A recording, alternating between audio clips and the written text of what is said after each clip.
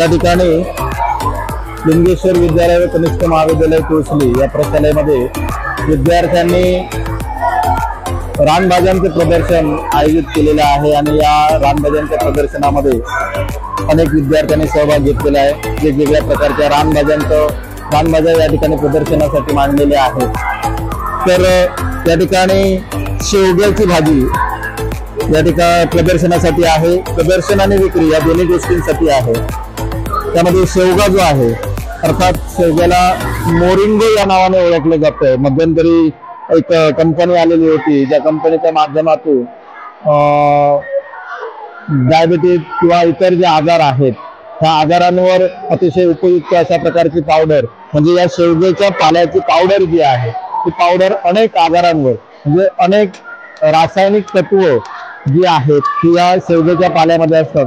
त्यामुळे मोस्टली ग्रामीण भागामध्ये शेवग्याची जी भाजी आहे, शेवग्याच्या पाल्याची भाजी जी आहे ती मोठ्या प्रमाणात खाल्ली जाते। तर याचा सर्वसाधारण जर विचार केला तर ग्रामीण भागामध्ये एक गणपतीच्या दिवसात गौरीचा सण जो असतो, या गौरीच्या सणाच्या दिवशी ही नाचण्याची भाकरी आणि भाजी ही अतिशय गोड या ठिकाणी लागते, त्यामुळे त्याचा उपयोग केला जातो। अर्थात प्रत्येक घरामध्ये अशा प्रकारे भाजी केली जाते। त्यानंतर हा जो आहे ही भाजी जी आहे ती पिवगा, त्या पिवगा या नावाने या ठिकाणी प्रसिद्ध आहे, ओळखली जाते। तर या पिवग्याची भाजी सुद्धा सर्वसाधारणपणे शारीरिक अनेक आजार जे आहेत म्हणजे डायबिटीज पेशंट जे आहेत त्यांच्यासाठी अतिशय उपयुक्त अशा प्रकारची पिवगा ही भाजी खाल्ली जाते। या सगळ्या ज्या भाज्या आहेत त्यामध्ये तंतुमय पदार्थ जे असतात, या तंतुमय पदार्थामुळे पचनशक्ती वाढीस लागते। त्याचबरोबर न पचलेला जो काही भाग आहे तो भाग त्याचं त्वचात रूपांतर करण्याचं काम अशा या भाजींमुळे होतं। पोट साफ होण्याची क्रिया जी आहे ती अतिशय चांगल्या प्रकारे होत असते। त्यामुळे याचा सर्वसाधारणपणे या रानभाज्यांचा सर्वसाधारणपणे ग्रामीण भागात मोठ्या प्रमाणात उपयोग केला जातो।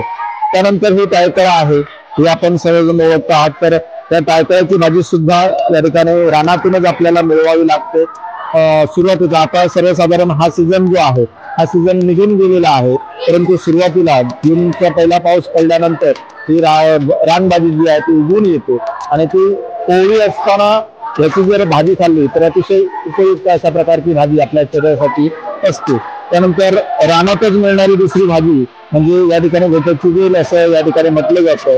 अतिशय सुंदर आणि चविष्ट अशा प्रकारची भाजी या ठिकाणी होत असते। त्यानंतर हा सुरण आहे, त्या सुरणाची भाजी सुद्धा या ठिकाणी मोठ्या प्रमाणात आपल्याकडे केली जाते।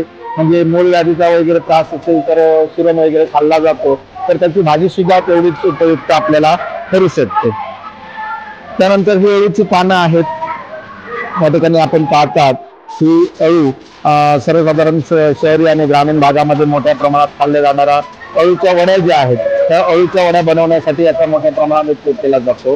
तर ही आहे अळू, ज्याच्यामध्ये लोह जे आहे ते मोठ्या प्रमाणात असतं आणि तंतुमय पदार्थही याच्यामध्ये असतात। अळू आणि दुसरा त्यातला प्रकार म्हणजे तेरं म्हटलं जातं, आमच्या ग्रामीण भागामध्ये याला तेरं असं म्हटलं जातं।